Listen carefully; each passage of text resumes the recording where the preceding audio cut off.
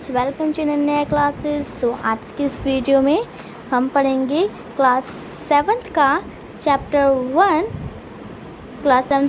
One environment. तो after long vacation, एक लंबी छुट्टियों के बाद, when Ravi started going to school, जब रवि स्कूल जाने लगा दोबारा से, he notice that the only playground next to his school was dug up.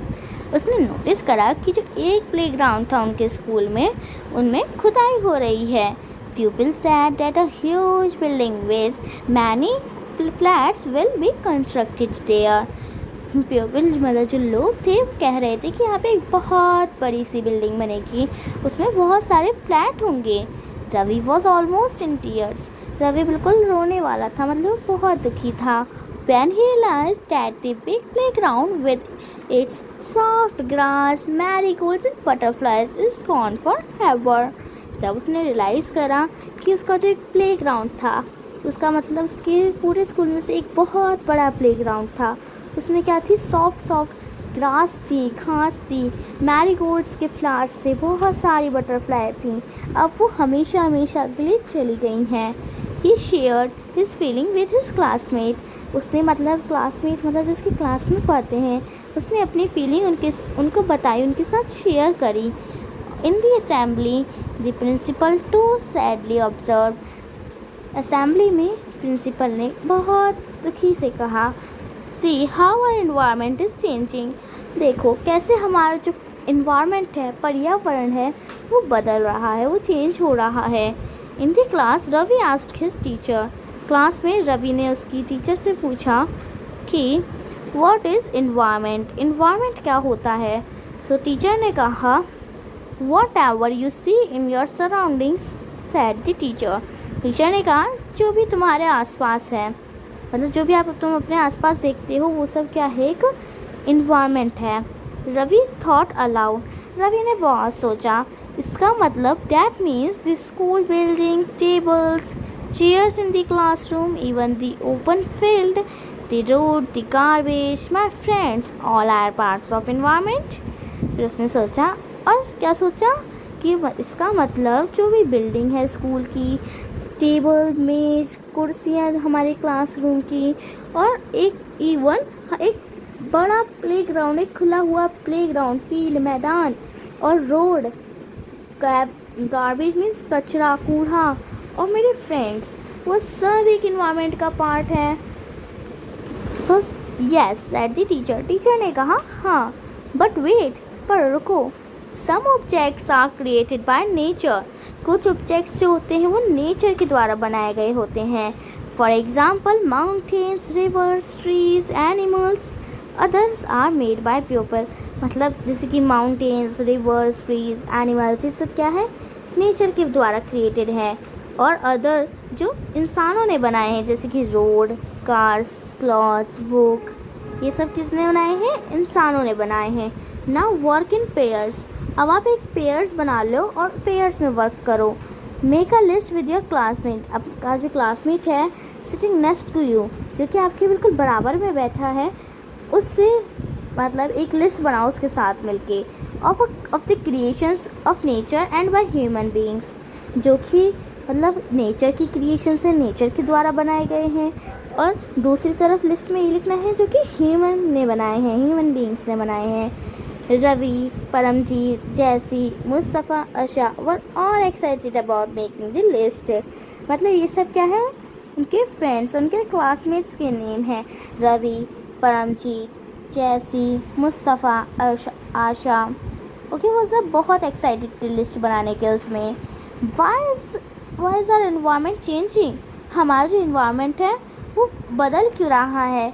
Iqbal ने पूछा। Asked Iqbal. It's all because of our needs. ये सब हमारी ज़रूरतें, नीड्स की वजह से है। They are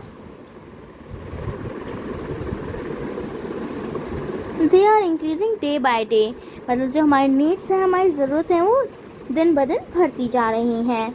we are there for modifying and at the times even destroying our natural surroundings. The teacher replied. Teacher ने कहा, इसीलिए हम हर दिन हर टाइम अपने जो इन्वायरमेंट है उसको मॉडिफाई कर रहे हैं, बदल रहे हैं, और इवन हम उसको बर्बाद भी कर रहे हैं, डिस्ट्रॉय भी कर रहे हैं, जो कि हमारा नेचुरल सराउंडिंग्स है। टीचर ने रिप्लाई करा, from the above conversation you understand that the place, people, things and nature that surround any living organism is called environment. जो ऊपर की सारी कन्वर्सेशन हुई, बातें हुई, उनसे आप समझ गए होंगे कि जो भी प्लेस, पीपल, चीज़ है कोई सी भी, और जो कि नेचर भी, जो भी एक लिविंग ऑर्गेनिज्म को, किसी भी लिविंग ऑर्गेनिज्म के चारों तरफ उसको सराउंड करता है, उसको घेरता है, उसको हम क्या कहते हैं? Environment. It's a combination of natural and human made phenomena. एक कॉम्बिनेशन होता है नेचुरल और ह्यूमन मेड फेनोमेना का, मतलब जिसमें नेचुरल भी होती हैं और ह्यूमन मेड थिंग्स भी होती हैं। While the natural environment refers to both biotic and abiotic condition existing on the earth, जबकि जो नेचुरल एनवायरनमेंट होता है वो किसको रेफ़र करता है? बायोटिक और एबायोटिक कंडीशंस को, जो कि हमारी अर्थ के ऊपर एग्जिस्ट करती हैं। सर बायोटिक और एबायोटिक क्या होता है? सो बायोटिक क्या होता है? The world of living organisms. जो लिविंग ऑर्गेनिज्म का जो वर्ल्ड होता है उसको हम बायोटिक कहते हैं, जिसकी प्लांट्स, एनिमल्स, ह्यूमन बींग्स, ये सब हमारे बायोटिक कंपोनेंट्स में आते हैं। और एबायोटिक में the world of non living elements like land, water, air, उसमें कहा है elements, not non living things. Okay, so ये दोनों आपस में मतलब एक दूसरे पे डिपेंडेंट है, बिकॉज लैंड के बिना ह्यूमन बींग्स, प्लांट्स, एनिमल्स कहाँ रहेंगे, और वाटर जो कि बहुत ज़्यादा ज़रूरी है, एयर जिसके अंदर लाइक ऑक्सीजन होती है जो कि सब के लिए ज़रूरी है, एनिमल्स, ह्यूमंस के लिए, है ना। सो इसलिए ये दोनों आपस के एक दूसरे के ऊपर डिपेंडेंट होते हैं। सो ये दोनों ही हमारे नेचुरल इन्वायरमेंट को, दोनों ही प्रेफर करता है नेचुरल इन्वायरमेंट, दोनों कंडीशंस को। Now human environment reveals the activities, creations and intersections among human beings. जो ह्यूमन इन्वायरमेंट होता है मतलब वो ह्यूमंस की एक्टिविटीज़ जो भी होती हैं, उनके द्वारा बनाई गई चीज़ें, और उनका ह्यूमन बींग्स के साथ क्या क्या इंट्रैक्शन होता है, वो सब हमारा ह्यूमन इन्वायरमेंट में आता है। ओके, अब ना natural environment, now we will study deeply about the natural environment. Okay, so land, water, air, plants and animals comprise the natural environment. मतलब नेचुरल इन्वायरमेंट क्या क्या होता है? नेचुरल इन्वायरमेंट में लैंड होता है, वाटर होता है, एयर होता है, एयर होती है, प्लांट्स होते हैं, एनिमल्स होते हैं, ये सब मिलके हमारे क्या बनते हैं? नेचुरल इन्वायरमेंट होता है। मतलब और भी बहुत कुछ, यहाँ पे आपको कुछ एग्जाम्पल्स जो हैं वो दिए गए हैं। You are familiar with the meaning of lithosphere, hydrosphere, atmosphere and biosphere from your previous class. Previous class मतलब हमने पहले की कक्षा में, मतलब 6th क्लास में पढ़ा था हमने लिथोस्फीयर के बारे में, हाइड्रोस्फीयर के बारे में, एटमॉस्फेयर एंड बायोस्फीयर के बारे में। इसमें क्या है, मतलब बहुत ज़्यादा मिले जुले से होंगे इन सब के मीनिंग्स के साथ, है ना, जो कि हमने क्लास 6 में पढ़े थे। इन सब का मीनिंग्स मतलब हमने क्लास 6 में सिर्फ ब्रीफली पढ़ा था, अब क्लास 7th में हम इनके बारे में अच्छे से जानेंगे। Lithosphere is the solid crust और the hard top layer of the earth. जो लिथोस्फीयर होता है वो एक सॉलिड क्रस्ट होता है और एक सबसे ऊपरी लेयर होती है हमारी अर्थ की। It is made up of rocks and minerals and covered by a thin layer of soil. ये क्या होता है, किससे बना होता है? It is made up of rocks मतलब पत्थरों से, मिनरल से, और एक सॉइल की, एक मिट्टी की एक पतली सी लेयर से ढका हुआ होता है, कवर्ड होता है। It is an irregular surface with various landforms such as mountains, plateaus, plains, valleys and extra। मतलब एक irregular surface होता है, मतलब एकदम सीधा नहीं होता, irregular होता है ना। जैसे कि क्योंकि इसमें बहुत सारे लैंड फॉर्म्स हैं, जिसकी माउंटेन्स हैं, पहाड़ हैं, और प्लेट्यूज़ हैं, मतलब ऐसे ऊपर खबर ऐसे कुछ होते हैं, ऐसे लैंड मार्क्स, उनको प्लेट्यूज़ कहते हैं। प्लेन्स भी हैं कहीं कहीं जगह पे, और कहीं कहीं जगह पे वैलीज़ भी हैं। Okay, land forms are found over the continents and also on the ocean floors. जो लैंड फॉर्म्स हैं वो हमें कहाँ मिलते हैं? कॉन्टिनेंट के ऊपर। जैसे कि हम सब कहाँ पे रह रहे हैं? कॉन्टिनेंट के ऊपर रह रहे हैं। Like we are living in the Asia, है ना, जिसमें इंडिया है हमारा। ओके, सो ऐसे और लैंडफॉर्म्स कहाँ होते हैं? तो कॉन्टिनेंट से ऊपर होते हैं, और इवन ओशन फ्लोर्स के जो हमारी जिसकी ओशन होता है उसकी जो एकदम फ्लोर होती है ना, ओशन फ्लोर, उसको भी मतलब जहाँ ओशन का सबसे डीप होता है उसको हम ओशन फ्लोर कहते हैं। तो वहाँ पे भी हमें लैंडफॉर्म्स मिलते हैं। Okay, so lithosphere is a domain that provides us forest, grasslands for grazing, land for agriculture and human settlements. lithosphere जो होता है वो एक ऐसा डोमेन होता है, एक ऐसा पार्ट होता है जो कि हमें फॉरेस्ट देता है, जंगल देता है, ग्रासलैंड देता है ग्रेजिंग के लिए, और हमें एक लैंड देता है किसके लिए? एग्रीकल्चर के लिए, खेती करने के लिए, और ह्यूमंस के सेटलमेंट्स के लिए। मतलब जो सारे ह्यूमंस वो कहाँ पे सेटल हो रखे हैं? लैंड के ऊपर, लिथोस्फीयर के ऊपर। It is also source of mineral wealth. मतलब मिनरल वेल्थ मतलब ये एक मिनरल वेल्थ मतलब ये मिनरलों से भरपूर होता है, पूरा भरा हुआ होता है। यहाँ पे एक सोर्स होता है मिनरल्स का। वेल्थ मतलब होता है एक तरीके से ऐसे तो पैसों को वेल्थ कहते हैं, तो ये मतलब एक मनी के जैसा होता है। जैसे मिनरल्स का एक ख़जाना आप कह सकते हैं इसको, जहाँ पे हमें बहुत सारे मिनरल्स मिलते हैं। क्योंकि आपने पढ़ा था, क्योंकि किससे बना होता है? एक रॉक्स और मिनरल्स से बना होता है। तो मतलब ऑफकोर्स इसमें मिनरल्स तो होंगे ही बहुत ज़्यादा, क्योंकि उसी से बना होता है, तो इसलिए इसको सोर्स भी कहा जाता है मिनरल्स का। So next, the domain of water is referred to as hydrosphere. अब जो भी वाटर के डोमेन्स होते हैं, जिसकी रिवर, लेक, सीज, इन सबको हम हाइड्रोस्फीयर कहते हैं। It comprises various sources of water and different types of water bodies like rivers, lakes, sea, oceans and extra.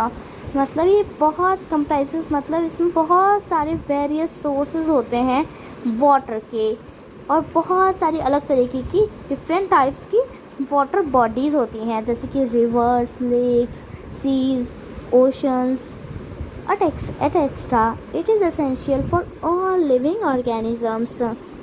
The atmosphere is the thin layer of air that surrounds the earth. The gravity, okay, ये अभी हमारा hydrosphere का यहाँ तक है।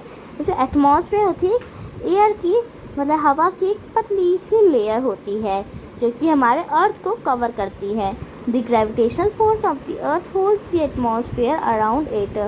जो भी मतलब हमारी अर्थ की जो ग्रेविटेशनल फोर्स होती है वो एटमॉस्फेयर के उसको चारों तरफ, उस एटमॉस्फेयर को उसके चारों तरफ पकड़ के रखती है, होल्ड करके रखती है। इट प्रोटेक्ट्स अस, जो एटमॉस्फेयर हमें किससे बचाता है? फ्रॉम दी हार्मफुल रेन्स, जो सन की बहुत गरम रेन्स होती हैं, हार्मफुल रेन्स होती हैं, उससे बचाता है।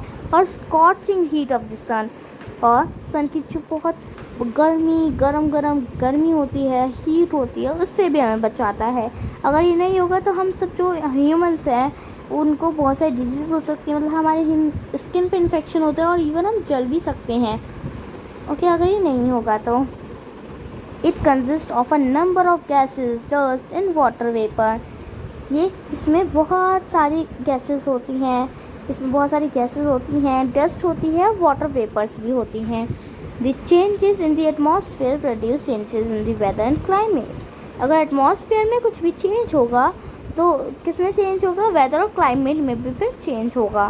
Plants and animals kingdom together make biosphere और द लिविंग वर्ल्ड। जो प्लांट्स और एनिमल्स का जो किंगडम होता है, मतलब वो सारे प्लांट्स और एनिमल्स वो मिल के एक बायोस्फीयर बनाते हैं, और ह्यूमंस बींग्स भी बायोस्फीयर बनाते हैं या फिर एक लिविंग वर्ल्ड बनाते हैं।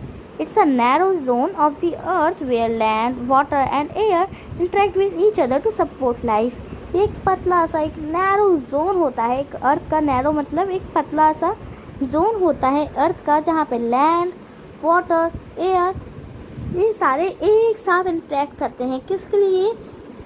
टू सपोर्ट लाइफ बनाने के लिए, एक सपोर्ट करने के लिए लाइफ को। जहाँ पे हम रहते हैं, हम कहाँ रहते हैं? हम बायोस्फीयर में रहते हैं, है ना। और जो हमारी बर्ड्स वगैरह होंगी वो कहाँ पे रहती होंगी? फिर एटमॉस्फेयर में रहती होंगी, है ना। मतलब उनको भी बायोस्फीयर में मतलब बायोस्फीयर में ही रहते हैं सब, क्योंकि देखिए बर्ड्स को भी वाटर की ज़रूरत होती है, हाइड्रोस्फीयर की ज़रूरत होती है, एयर की ज़रूरत होती है और लैंड की भी ज़रूरत होती है। सो जहाँ पे तीनों चीज़ें होती हैं वो मिलके बनाता है एक बायोस्फीयर, जहाँ पे हम सब रहते हैं, जहाँ पे मतलब तीनों चीज़ें होती हैं। हाइड्रोस्फीयर वाटर भी होता है, एटमॉस्फेयर एयर भी होती है और लिथोस्फीयर भी होता है, लैंड भी होता है ना। ये क्या है, हमारे डोमेन्स ऑफ अर्थ हैं, इनको डोमेन्स ऑफ अर्थ कहते हैं। ओके, सुनो आज के लिए बस इतना ही। अभी जो हमारे बीच में कुछ इंपॉर्टेंट बॉक्सेस रह गए हैं हम उसको कवर करेंगे बस, है ना, और बाकी का फिर हम जो चैप्टर है वो अगली वीडियो में कवर करेंगे। सो जो हमारे बॉक्सेस अब छूट गए हैं हम उनको कवर कर लेते हैं जल्दी से। So environment is a basic life support system. जो इन्वायरमेंट है वो हमारे एक बेसिक सा लाइफ सपोर्ट सिस्टम है। ये हमें it provides the air we breathe, the water we drink, the food we eat and the land where we live. ये हमें क्या क्या देता है? एयर जो कि हम लेते हैं, ब्रीथ करते हैं, पानी जो कि हम पीते हैं, खाना जो कि हम खाते हैं, और लैंड जहाँ पर हम रहते हैं। How do humans being modify this natural environment. अब जो ह्यूमंस हैं उन्होंने कैसे मॉडिफाई करा है, बदला है इस नेचुरल एनवायरनमेंट को।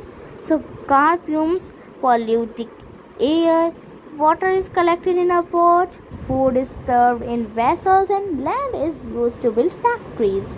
मतलब कार फ्यूम से होते हैं, जो कार का पीछे का धुआं होता है, पॉल्यूशन होता है, उसने एयर को पॉल्यूट कर दिया है।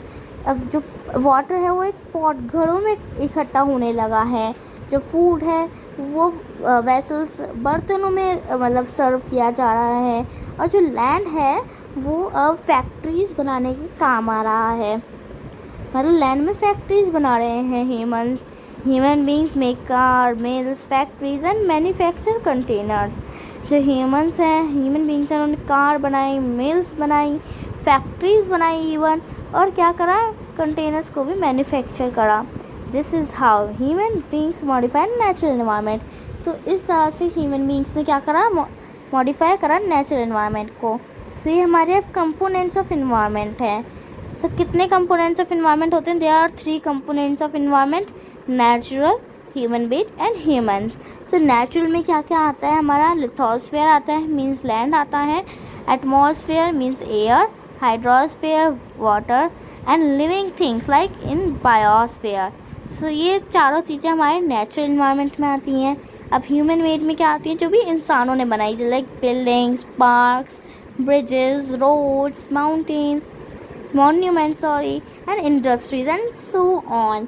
और ह्यूमंस में क्या आता है? इंडिविजुअल, मतलब आप खुद, मतलब कोई भी एक इंसान, फैमिली, कोई भी कम्युनिटी, और कोई भी रिलीजन मीन्स धर्म, एजुकेशनल, जो भी हम पढ़ते हैं, हमारी एजुकेशन, हमारा इकोनॉमिक, हमारी पॉलिटिकल सिचुएशन, है ना, और भी बहुत सारी, है ना। Okay, and like word origin. Now we will discuss word origin. So environment, अब इन्वायरमेंट का हम वर्ड ऑरिजन पढ़ेंगे। सो फ्रेंच, ये इन्वायरमेंट जो है कोई फ्रेंच वर्ड है, फ्रेंच वर्ड से बना है। और वर्ड क्या है फ्रेंच का? इन्वायरनर। और फ्रेंच में मतलब इन्वायरनर को क्या कहते हैं? इसका मीनिंग होता है नेबरहुड। सो इसी से ही एक फ्रेंच के इन्वायरनर से हमारा जो वर्ड है इन्वायरमेंट वो बना है, जिसका मतलब होता है नेबरहुड, हमारे आस पड़ोस में जो भी है। उसमें ही बताया था, मतलब जो हमारे आस पास है उसको हम क्या कहते हैं? इन्वायरमेंट कहते हैं। सो ये हमें एक एक्सरसाइज दिए, let's do look at your surrounding. अपने आसपास देखना है आपको। Make a list of uses that the land in your neighbourhood is being put to. आपको एक लिस्ट बनानी है उस यूजेस की, जो कि आपके मतलब आपके आसपास जो लैंड है इज़ बीइंग पुट टू, उस पर मतलब क्या क्या रखा है ना, उसकी आपको एक लिस्ट बनानी है। यहाँ पे ये भी ऐसी लेट्स डू है कि यहाँ पे where does the water use in your home and school come from. जो भी आप मतलब अपने घर में, अपने स्कूल्स में जो वाटर को यूज़ करते हैं, पानी यूज़ करते हैं, वो कहाँ से आता है। Make a list of different uses of water in our daily life. आपको एक लिस्ट बनानी है पूरी, जिसमें आपको ये लिखना है जो कि हमारे डेली लाइफ में जो भी यूज़ होते हैं वाटर के, वो क्या है, जिसकी हम बर्तन धोने में लेते हैं, है ना, और भी बहुत सारी चीज़ों में, जैसे नहाने में हमारा यूज़ होता है वाटर का, हम वाटर को पीते भी हैं। ऐसे आप यहाँ पे बहुत सारी आपको एक लिस्ट बनानी है जो कि हम अपनी रोज़मर्रा की ज़िंदगी में वाटर को कैसे कैसे यूज़ करते हैं। Have you seen anyone wasting water? क्या आपने कभी देखा है किसी को वाटर को वेस्ट करते हुए, और कैसे वेस्ट करते हुए देखा है, ये आपको एक लिखना है। लेट्स डू, ये भी वही है, मतलब क्या, चलो करते हैं। Observe the sky while coming to school, जब आप स्कूल से आ रहे होंगे सब आप स्काई को ऑब्जर्व करिएगा, स्काई को देखिएगा। और make a note whether the day is cloudy, rainy, Sunny, foggy and extra. और आपको एक नोट बनाना है कि जो हमारा वेदर है, जो हमारा क्लाइमेट है डे का, दिन का वेदर डे, आपको बताना है वो क्लाउडी है, मतलब बादलों जैसा है, बारिश का है, या फिर बहुत धूप है, या फिर बहुत फॉगी है। ओके, सुना ecosystem, glossary ecosystem. So it is a system formed by the interaction of all living organism with each other. मतलब जब जो लिविंग ऑर्गेनिज्म होते हैं सारे, वो एक साथ जब इंटरेक्ट करते हैं, उनका इंटरेक्शन वो क्या बनाता है, हमारा एक इकोसिस्टम फॉर्म करता है। And with physical and chemical factors of in the environment in which they live और linked by transfer of energy in material. मतलब जो फिज़िकल और जो केमिकल फैक्टर्स होते हैं उनका इंट्रैक्शन इकोसिस्टम में आता है ऑफ द इन्वायरमेंट के जो फिज़िकल और केमिकल फैक्टर्स होते हैं, और विच दे लिव और वो कहाँ जहाँ रहते हैं वो सब कहाँ है, मतलब किस में आता है, हमारे एक इकोसिस्टम को फॉर्म करता है, इकोसिस्टम में आता है। ओके, अब ये भी देख लेते हैं। लेट्स डू स्केच और bring photographs of your place like the student in the story. आपको भी जैसे कि स्टूडेंट्स ने लास्ट में स्टोरी में जहाँ पे जैसे फ़ोटोग्राफ्स हैं वो भी आपको भी अपनी प्लेस के लाने हैं, जो स्टूडेंट लाए थे। Okay, means in the last you will study, जो स्टूडेंट्स लाए थे, है ना।